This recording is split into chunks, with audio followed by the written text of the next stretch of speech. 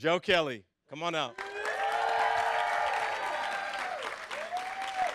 It's just me and a few friends, okay? First question. Why do y'all keep doing this to us? Boston, LA, what's going on?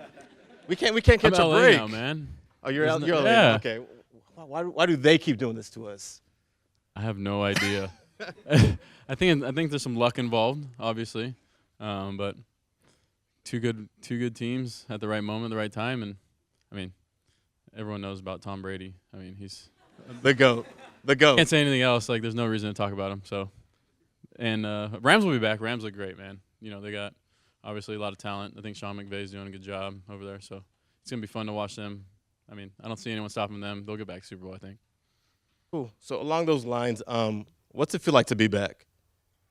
Feels great. It's the first time in a long time that, you know, usually spring training starting up here in the next week where we would be leaving. First time in a long time that I could actually be comfortable. You know, me and my wife, we live out in Inland Empire. I'm not letting you guys know where I live, but Have Ed show up at I'm nowhere, not, yeah, right? I'm not gonna tell you my address, but you know, now I get to play for the Dodgers, Dodger Nation. I see you guys, nice. Be able to live at home instead of packing up everything in our house for 9 months and then leaving. It actually is kind of, I guess, usually I get a lot of anxiety and panic because, I mean, I have to pack for 9 months. You know, not you guys, you know, you get stressed out and you pack for a week. But us, we do it for 9 months, and now we don't have to do anything. We get to stay at our house, and, you know, I'm fortunate to play on, you know, a very, very good Dodger baseball team. So when you think about coming to join the Dodgers in your local background, if you will, like coming from UCR and everything else, what's it like knowing the caliber of team? Because, I mean, you did play us during the playoff season and everything else, but to come back as a player and to join the squad, what's that feel like now? That was one of the things that really went into, I guess, free agency and a whole in the offseason.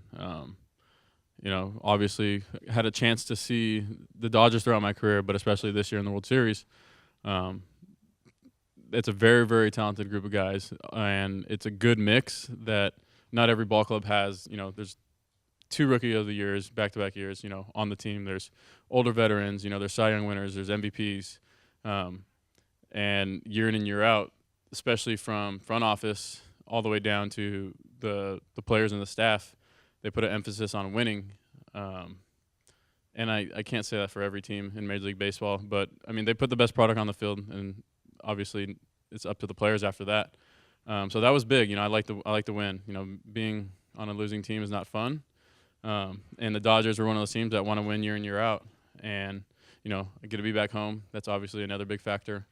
But, you know, some of those things that I put all those together, and, you know, it was I guess, probably one of the most satisfying things that all those came together, winning and being close to home, being with my family and stuff. So, you know, it was a blessing, I guess, for us to be able to do that.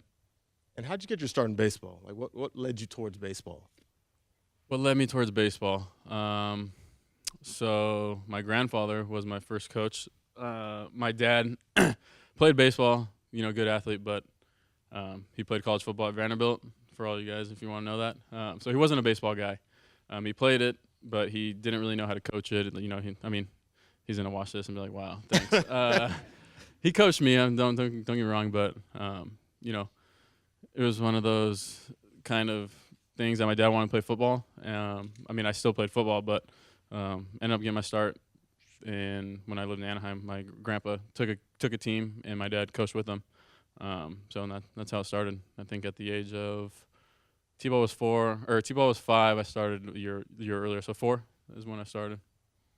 And so how did you get your way to UC Riverside then? Oh, wow. Baseball. It was the only school that wanted me. Hey, don't say that to everybody yet. You're on camera. They're watching. Now. Low-key, that happened to me too, though. But. Hey, no, low-key, it was. I could count it on 3 fingers. It was one of the 3 schools, I'd say. But I'm not the biggest of human beings. You know, and coming out of high school, I was even smaller. So I guess I always, talent-wise, was there, but people would be like, oh, he's too small, he's too thin. And so not very many schools gave me opportunity, like UC Riverside at the time, where there was 2 other schools, but I mean, I grew up in Corona, so went to Corona High, and it was only 20 minutes away. And it was a great opportunity. One, it was the school that was offering the most, so that was a big part of it. And two, all my parents can watch every game, my siblings can watch every game. It's a very, very easy drive. Just go down 91 and bam, you're there. So that was probably that was the easiest decision for me. And at the time, the program, which I didn't really know much about until I started getting involved with, hey, like I have a chance to go here. Looking at the team at that time in the Big West, I could see it in the future. Like the team was loaded, so there was a lot of good players on the team. And fortunately enough, when I ended up signing and be able to come, my freshman year here, it was like the first year we won the Big West, and I don't know how long, but the talent was good. And then, like I said, the drive was short, and it was one of the 3 schools that would actually let me play baseball. So along those lines, the notion of self-doubt, not self-doubt, but doubters, if you will, kind of playing that either you're too small, you don't have what it takes. How did you motivate yourself to kind of overcome? That wasn't, I guess, the hardest part. I've always kind of had that want to prove people wrong type, I guess, mentality. And I mean, it was that way since I was, a young kid all the way through college. And a lot of schools wanted to try to like say they gave me opportunity, but they didn't. They're like, just a little bigger out, da-da-da. I didn't get drafted out of high school, UC Riverside. I came in actually here, so which probably a lot of schools didn't know, but I wasn't a pitcher. So I came here as an outfielder, and it was funny. First year here, my freshman year, it was looking like I was going to redshirt. So I wasn't going to play. And at the time, one of our pitchers, by the name Adam Reifer, he was like closing at the time. He got hurt. And, I was messing around one day over there at the baseball field at the sports complex and just being an idiot. I was getting baseballs, and I was throwing them at my teammates from the outfield. Like, they were hitting in, and I was, like, in center field just chucking them, trying to peg them from all the way from the wall.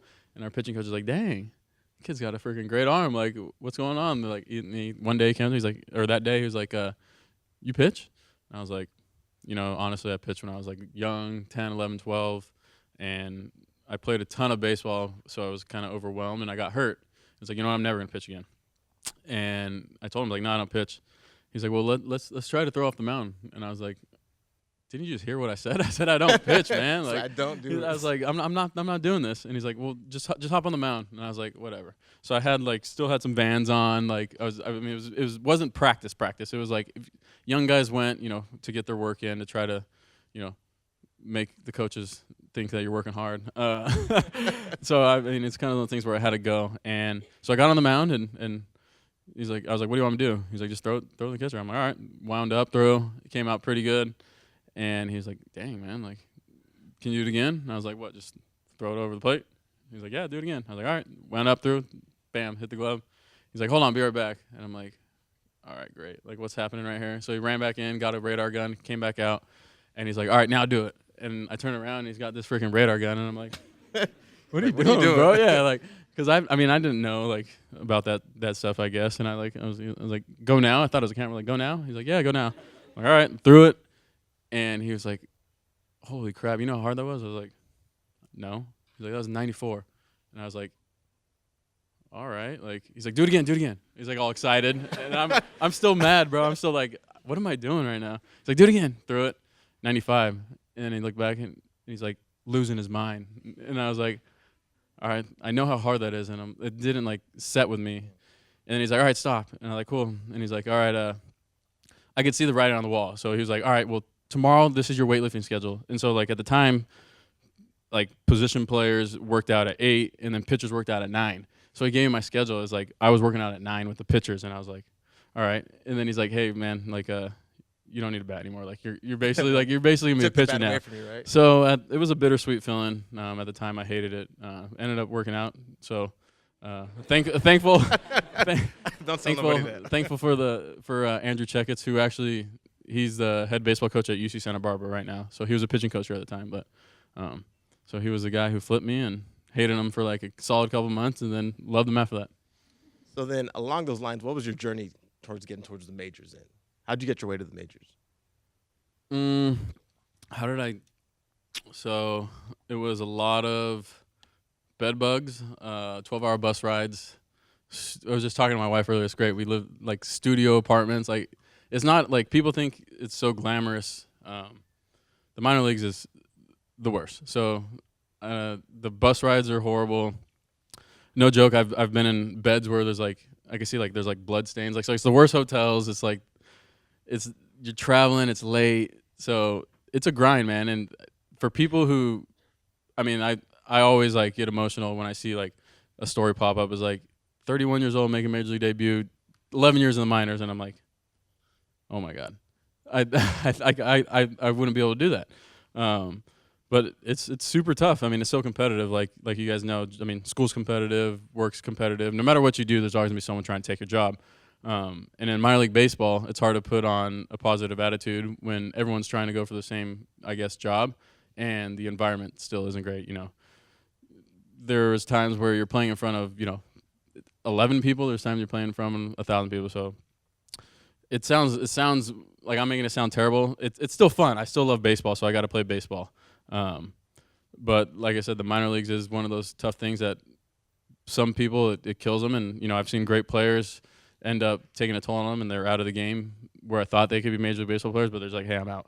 Or I've seen guys that thought had no chance at making major league baseball, and they capitalize on the guys who let that mentally wear them down, and then get to the big leagues. So it was definitely, I guess, eye opening to see. I mean, coming out of college, like everything that we had here at UC Riverside was better than like my first couple seasons in minor league baseball. Like travel was better, food was better. We had better equipment. Like some guys don't have like if you don't get drafted high, you don't get nice equipment. So some guys are like trying to get old stuff, but all that makes everything worth it when you eventually if you make to the big leagues, it makes it all worth it. Let's get this on camera. You said that the Panda Express of UC Riverside was better than The being on Panda the road. Express was way better. Oh, wow. Is better than I mean I would have not to say anything bad about Little Caesars, but I'd rather have like Little Caesars than some of the food. Substation way better, that's for sure. So, what was your "I'm in the majors" moment for you? That moment where you realize you've made it, you're in. Probably honestly wasn't playing. It was probably there's no such thing as hazing anymore, but probably grabbing all the beers for the veterans, like getting kind of like chewed out for not getting a special type or not getting enough, or that was probably I'm in the majors moment because I've heard stories like veterans, this is how it goes. Kind of like unwritten rules, I guess, of baseball. And um, I had to do like little things here and there to take care of the older players, which is great. But that was probably like my I'm in the majors moment. It wasn't on the field. It was like, holy crap, like I better not mess up like this beer order for blah blah blah, or like I better not mess up and forget like, oh, this guy likes Dr. Pepper, this guy likes Sprite, like, or I better not mess up this candy. So I had to get like different things for different players. So it's I guess it's just the little stepping stone you got to go through when you're a young player. Who are the individuals for you that kind of ushered you in, mentored you, kind of groomed you in terms of being the person you are today? Then, For baseball, well, my father coached me until we butted heads too much. There's a guy by the name Rich Krzyzak who's from Corona. He was probably the only, I'd say, coach that played me as much. Like it was travel ball, so like I played on a bunch of different teams, but this was the only guy that like didn't care. It was like, if I could play and put up the numbers, he would play me, and not those guys that go into like Stanford, or he wasn't playing them in front of me, even though like I'm smaller, so guys would be like give the big name guys a chance. Where me, I wasn't necessarily a big name guy at the time, so it wasn't one of those things where people would want me to play. They're like, he could play, but he's just too small. They want like the 6'6" guy or the 6'4" guy or the guy hitting bombs. And so Rich, I played with him for like 6 years. He was one of my favorite coaches, one of the best coaches. Hard nosed, but he was a big inspiration. Obviously, my father, my grandfather, my family, but I'd say Rich was coaching wise, one of my all-time favorites. Leading up to where I'm at. so when you're out and about on the road or where else, how do you keep yourself engaged? What do you do when you're not playing baseball? I used to play a lot of golf. no, not as much anymore. I stink, so it's not fun. It's not fun going out there and losing $40 worth of balls. I'd like to play some video games. Well, what are you playing? Right now, Fortnite? I do dabble in some Fortnite. Dabble, I used to okay. play. I used to play it a lot, but no, I'll definitely play Fortnite here and there. But other than that, just baseball's long. So I mean, it's every day. There's not very many off days, but when I get a chance to hang out with my family, I want to do that. Because we travel so much, obviously. But other than that, golf, family, Fortnite sometimes. That's pretty much my outdoor off-season activities. As a student, what did you do for fun? What kept you engaged on campus here in life? On campus, What was life like as a student here at Riverside? went to every class and got straight A's. Me too. No, it was a rude awakening for me. My freshman year here, you had to get a 2.0. I think I barely made it. So you could back. I don't know how the rule is now, but my first quarter, as long as you were by the time your season started, you could get to a 2.0. It was fine. My first quarter, I got a 1.8. Let's just say it wasn't even like it was like too much fun. I just didn't do anything. I was like, oh, I'm coming here just to play baseball. Shocker. That's not all you could do. So then the next quarter, my coach was like, hey, man, like, you're not going to be able to play unless you get, like, obviously average it out 2.2. And I was like, all right. And I think I got, like, a 2.3, just barely did it. So I finally figured out that school is actually fun.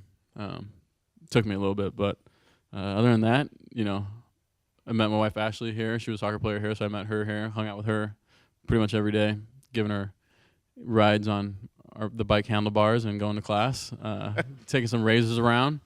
But that was pretty much it. Went to the branding iron here once in a while on Wednesdays. The BI, easy. Not much else.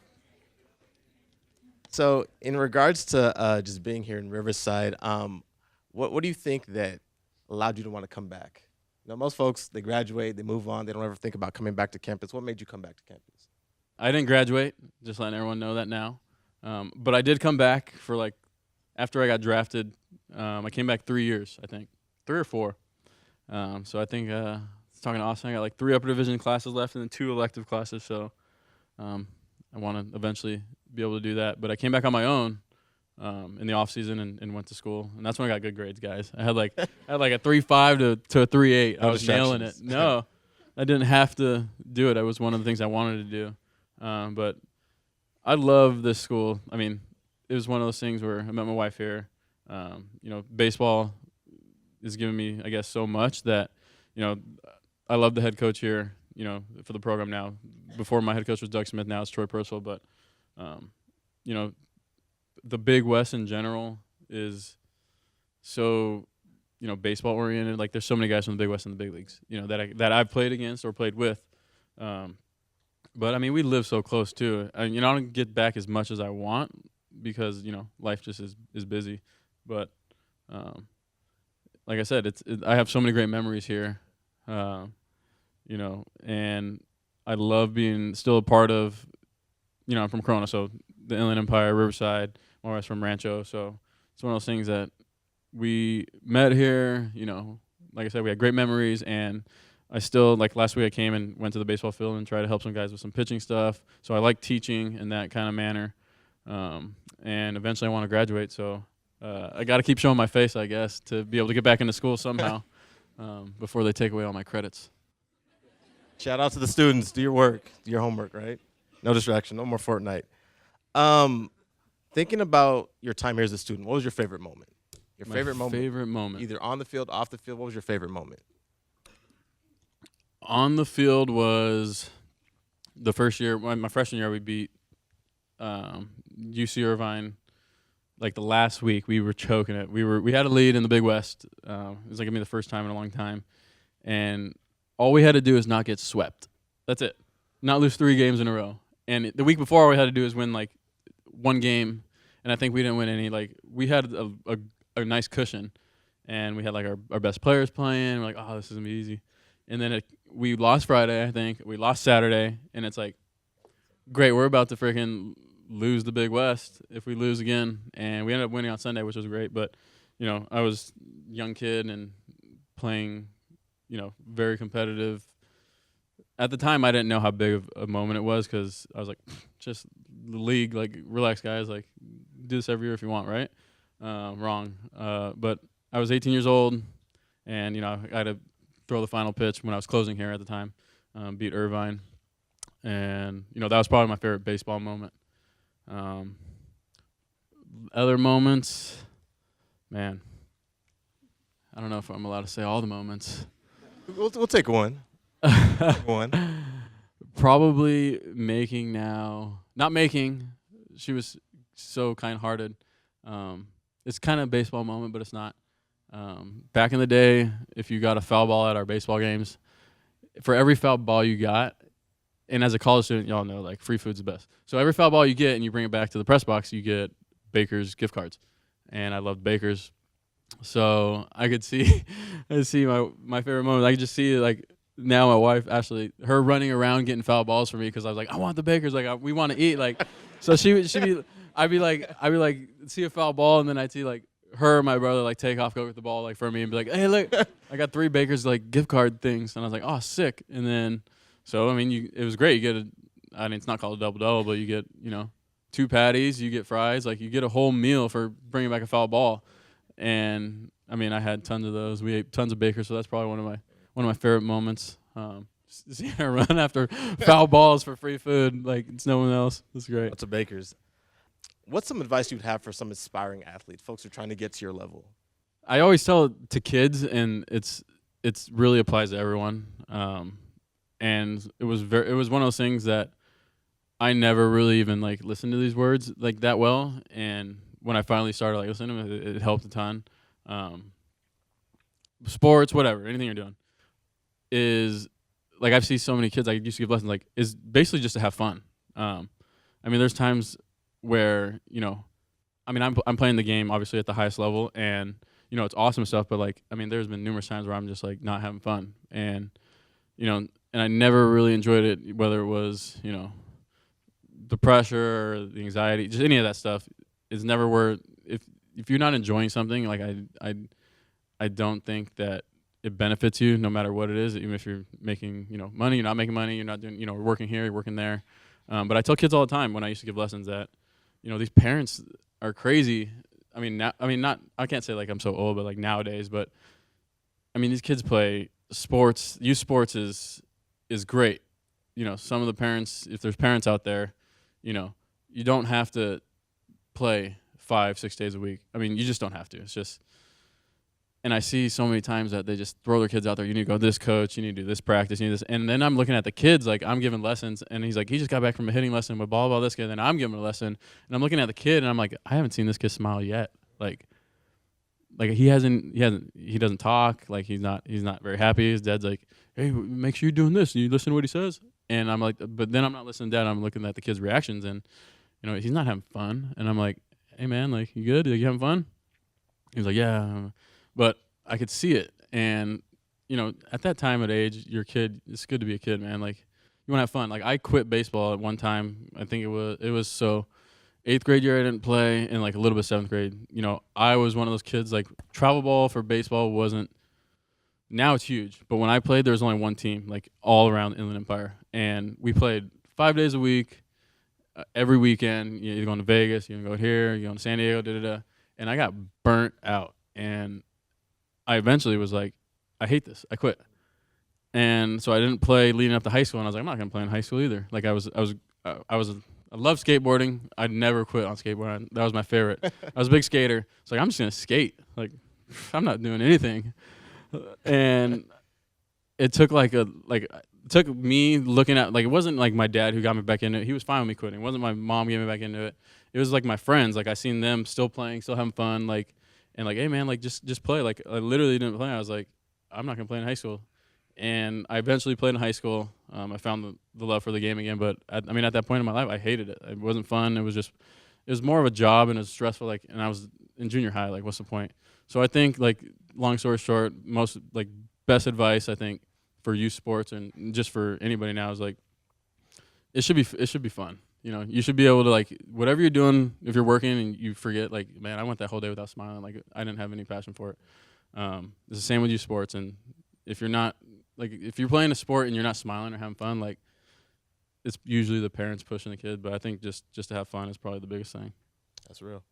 So going from youth sports to almost climbing the mountaintop essentially and winning the World Series, what was that feeling like?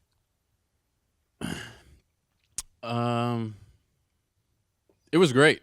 I mean, it was downplay different it. than what I thought it was going to be, in a good way. You know, the World Series was one of the most peaceful times of my sporting life ever, and it's weird to say, like, in like the biggest moment, it was like the most relaxing for me. You know, I've played in the postseason before with the Red Sox. I played in the Cardinals. You know, we've lost, and this particular time, you know, like I said, it was amazing. It was almost like if you're playing, you know, Fortnite with your buddies, you're playing pickup basketball at the rec, you're playing intramural soccer, whatever you're doing. It had that feeling of passion, like fun. Like, I was so close to my teammates, and at the biggest moment, like, for some reason, it just clicked where it was like almost, it wasn't like we didn't care if we lost or we didn't care if we won. We just played freely without understanding how big of a stage it was, and I think that was huge.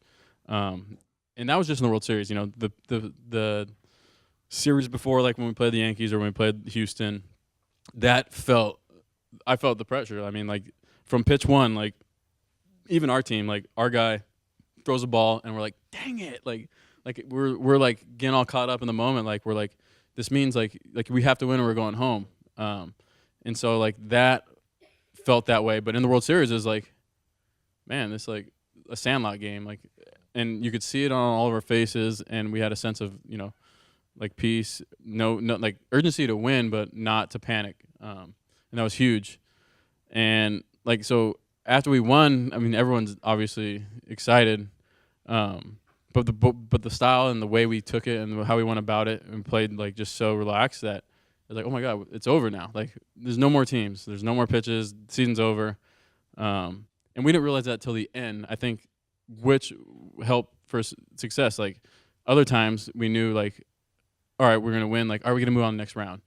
And I think playing that way, you know, made us enjoy the moment. Like, you know, I remember specifically, I don't ever remember who I faced, who I pitched against, and this World Series, it was awesome. Like, I remember who I faced, I remember what hitters, I remember what inning, you know, running in, especially for Game 5, you know, when I was on the other side of the Red Sox, coming from the bullpen, like, I usually just, like, deadlocked in, like, don't pick my head up, like, look at the ground, you know, think about who I'm going to throw against. And the last game, I came out of the bullpen, like, I was, like, looking around, looking at the stadium, like, looking at the fans, like, looking at my teammates. I'm, like, almost like, oh, my God, lock in. Like, what are you doing? But, like, I was just enjoying the moment. Like, I actually was like, man, isn't this cool? Like, there's 70,000 people here. Like, we're about to get a ring. We win this game. Like, this is amazing. So I actually enjoyed it. I didn't feel the pressure of anything else. And I think that was my favorite part about it, was just enjoying the moment, playing freely, I guess. I think we're going to take questions from the audience, so get ready for this. So my question was about, I remember when you were on the Red Sox, I remember watching a highlight of you fighting one of the Yankees players. How's that? Like, so how are like baseball brawls? Like, what are they like? How are Baseball brawls? baseball brawls? Joe, like Pretty much like every other brawl, I guess. Joe, It's, this fight though, he's coming at you and you went like this. You went like this. Crown Town. So it's wild. Let's just put it that way. It was one of those, I guess, moments where I didn't expect, obviously, the outcome to happen. I knew what I was getting into, I guess. And I'm kind of quick-tempered, I would have to admit, especially when it comes to situations like that. And I was in the moment, and pretty much how I played it out and how I'm going to, guess, say for the rest of my life, I'm not going to shy away from it.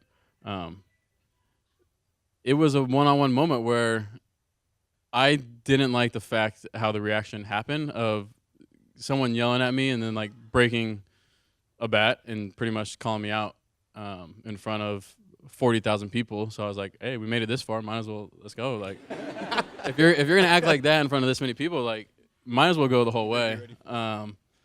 And this was just one of those things, sticking up for a teammate, which we did very well. We were brothers out there, and ended up benches clearing, and you guys saw what happened, I guess. And after that, got knee to the face, headlocks, all the above. But it wasn't expecting that, but I mean, you got to be prepared for everything, I guess.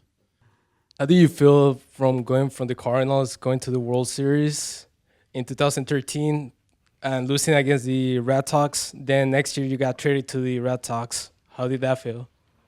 Like, that's a good question. So if you guys don't know, in 2013 I was on the Cardinals, like he said, and we made it to the World Series against the Red Sox, and we ended up losing. And obviously it was a horrible feeling. It's like one of the first times, I mean, I used to cry all the time when I was little. All the time. I wanted to win so bad. So if we lose in a tournament thing, like I was the pouting kid in the corner, like throwing a fit, like mad at my teammates, mad like, why didn't we win? But as a professional baseball player, at the time, it was the first time where I've seen grown men cry, like, because you work so hard to get to that point. And a lot of the guys on the team that I played with at the time were going to be done with baseball, and we already knew, they're older veterans. So it's almost just a mixed feeling of just letting, older players down and then losing. It's all these feelings in one. And then the next year, I got traded over to the team who beat us. So the trade was crazy. It's one of those things that usually nowadays with social media and the internet, like, when guys are going to get traded. Like, your name will pop up in a rumor. You'll see that this team's scouting who. And at that moment, I was coming off of a hamstring injury, and I think I only made like 2 or 3 starts, and it was a trade deadline. And I scrolled through Twitter and I saw that I got traded. Like it said from like a source, and I was like, no way. God No bless way. Twitter. I was like, this is BS. I was like, no one's notified me in the locker room. Like I was in Petco, so I was in San Diego looking at, and the guy that I got traded with, I like ran over to his locker. I was like, bro, we just got traded, and he's like, no, we didn't. I was like, it says right here on Twitter. He's like, Was it verified? It was. Oh, they were all verified. He's like, he's one of the guys that's like, you can't believe anything on the internet type of guy. So he had no clue. He was like, yeah, sure. No joke. I wasn't happy, but I was happy because like 30 seconds later, it scrolled across MLB Network and it's like, Joe Kelly, Alan Craig traded. And I was like, told you, like, almost like. But at the time, I'm like, oh shit, like I'm not gonna be like, I just got traded. So I was like, why am I like? I was like happy that I was proving them wrong, I guess. And some run, saying, I told you we got traded, and then it hit me, and I was like, oh my god, like we got traded, and still nobody came to notify us. I was like, Craig, is this for real? And then like 5 minutes later, like coach, manager, GM got called in the office, and they're like, all right, guys, and I was like, and Craig, he was like, I know, like we know, like you guys, they felt apologetic because we found out via the internet, but it was just a weird feeling. And then I was like, oh, we're going to the Red Sox. Like, we just played this group of guys last year in the World Series. They beat us, and so it was just a mixed bag of feelings. But to get back to your question, like, it was hectic, and I wasn't happy at the moment about the trade. Ended up working out pretty well, and it was all worth it. Thank you. Hey Joe. So I'm a huge Dodger fan. It pains me to say it, but congrats on the World Series win. But I did, but I did want to ask. We got this year. You've been chasing championships and trophies all your life playing baseball, and I was wondering throughout the regular season, what was the difference in the mentality on that team throughout the regular season to give you guys that extra push? The players. So we had a talented team. Obviously, that it goes beyond that. There was accountability, and at the professional sports level, it's hard because, it's hard to make everyone play as hard as you want them to play because, a lot of rich guys, let's just put it that way. A lot of rich guys, a lot of egos, a lot of that. And it's hard to get everyone pulling in the same direction when you're at that level. And managers and coaches, they're all great. They're just there. And this year, we had a chance to be in the playoffs the year before, but this year was different. We had, not saying like monitoring, but we had players and I guess leaders like policing in a way about doing it the right way, but it wasn't always on people's backs because everybody wanted that. So there was a core group of guys who, when the days got long and it's 106 degrees and we're playing a day game, and we as a player, you're like, man, like we're in first, like we don't need this win, like where guys are checking guys, in that aspect. And when someone makes a bad play and when guys aren't pulling in the right direction, it's easy to be like, oh, so what, like we lost. Like this was different because everything mattered in that aspect, and we didn't have to have people tell us like, all right guys, like a manager, we didn't have to have team meetings like, hey, you guys just got your butts kicked, like what are you guys doing, pull your head out. We never got to that moment. I think that was probably besides being our team being talented, that was the step that we needed, and we were missing it the prior years before. But we actually had guys, and I think like it's gonna sound like, I guess, weird, but like that fight helped in a big way in the locker room. Whether it was guys not fully buying into having each other's backs, now like there's evidence, or like, but it just brought the guys together. That wasn't the intention, obviously. But that is the difference maker, and because at that level in the playoffs, everyone's good. I think that was the difference maker. We wanted it, I guess, a little bit more than every other team, and we didn't have to be told that by management, coaches, front office, fans. Like we wanted it for each other more than any team I've ever been a part of, besides my 6-year-old Little League team. We were the best out there. So, Hi, Joe. what's going on? I want to know, who were your idols in baseball growing up, and did you have a favorite catcher you pitched to? Favorite catcher? Man, it's a horrible question. Just because I was not a diehard baseball fan. I hate to break it to you guys, I'm being honest, but I didn't watch much baseball. I was always outside, always playing, always skating, always doing other stuff, messing with my brothers, paintballing houses, just getting in trouble. Paintballing But houses? my favorite player, yeah, don't do that, guys. Favorite player was Ken Griffey Jr., my all-time favorite player. But I was like, you could ask me questions about teams, what guys are on team. Like I didn't know. Like it was much harder to be a fan back in the day if your team wasn't local. When you're younger, because you only get those games. There wasn't smart TVs. There wasn't, like I said, there wasn't MLB TV. There wasn't Twitter. There wasn't any of these outlets for you to be able to watch every game like you can now. So if I didn't really dive into being like a big fan like that. But I did love Ken Griffey Jr. But if I had to watch a team, I guess I got more into baseball like 8th grade. I like watching Oakland play, and that's when the whole movie Moneyball, when they were good. I like watching them play. But before that, I like going to the big league games, but I couldn't be like, hey, I'm a diehard fan. So. Thank you. Oh, my favorite catcher. Oh, yeah, catcher. Dang. No right answers. Hope nobody's watching this, yeah. Mm-hmm. We won't tell anybody. Oh. Yachty. I'm going to have to say Yadier Molina. Yeah. All right, that works for me. Yep. Hi there. Hi. Hi. Okay, so it's no secret that you're a really big contributing factor in like essentially wrecking us in the World Series. Like I remember texting my dad, he'd be like, "This freaking Joe Kelly is like whipping our butts right now." But that being said, how do you think it's been, or how do you predict it will be, just kind of transitioning onto the Dodgers team? Like, how do you kind of feel that dynamic's going to be with your new teammates? I think it's awesome, and I like to, I guess, sometimes give a little too much, but I've met probably, 6, 7 guys, and be able to sit down and we've had conversations just more about, I guess, like chemistry, baseball, mind frame, them asking me questions like why were you guys like this? Like, why are you so good? What's the game plan? So it's been cool, like, to be able to sit down and talk baseball and pick each other's brains. And I sometimes like reality check, like, oh my god, like this wasn't my team. Like I was on the other team, but like it just felt so comfortable and so natural. Being so far, like we haven't even had spring training, like being with the guys in LA.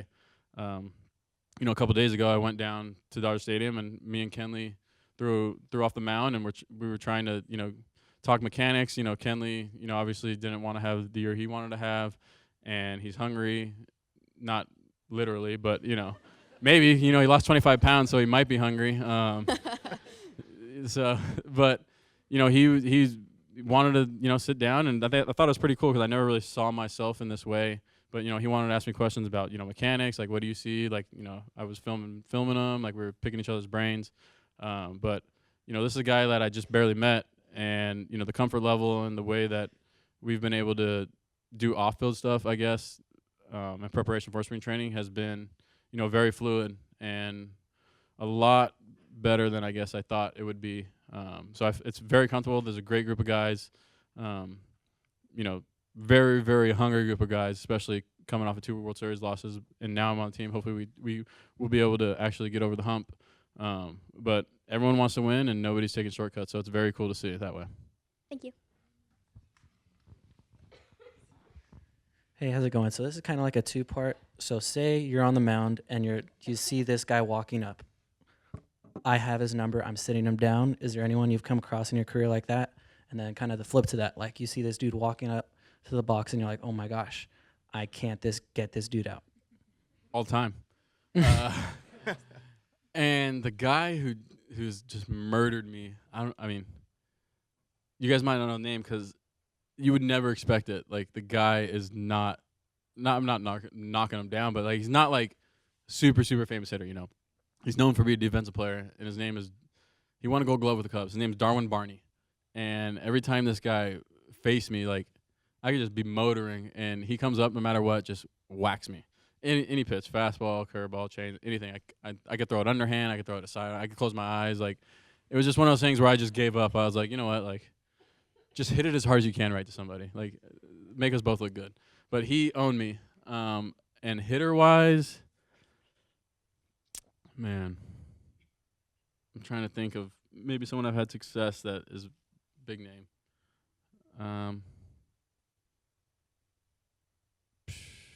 This is tough. That's a tough question, bro. Now I'm on the team, but I had good success against the Dodgers, so. But now I'm on the team, so I can't pitch against my guys no more. Hopefully it's all the Giants players now, so.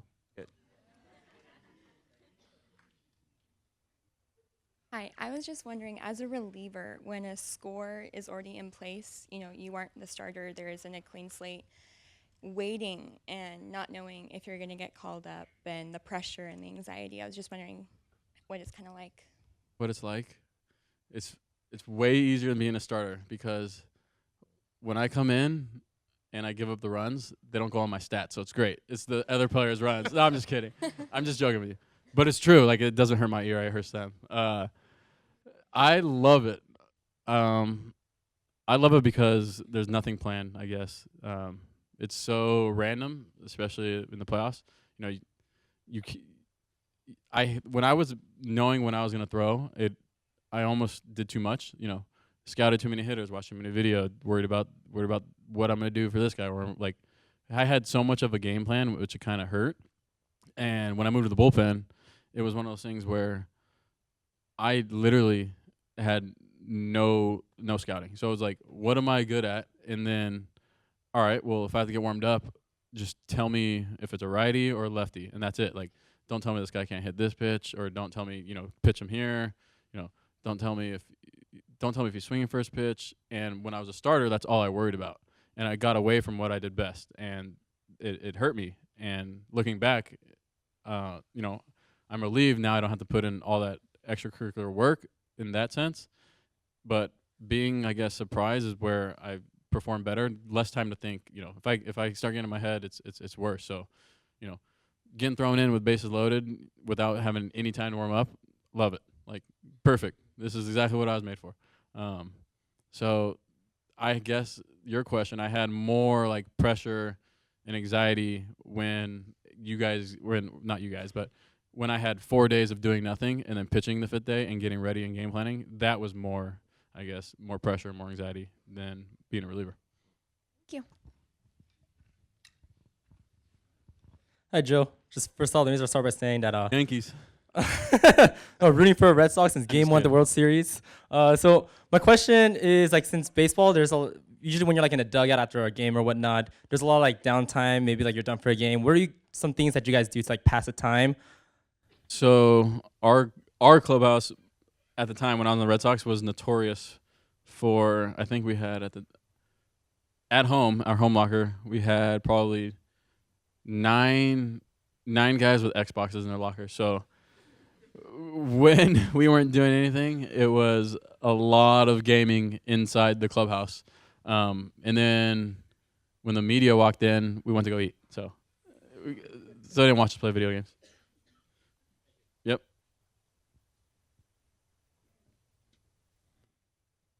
All right, thank you all for your questions. Can we give a big round of applause for our moderator and for Joe Kelly? Ed. Give it up for Ed.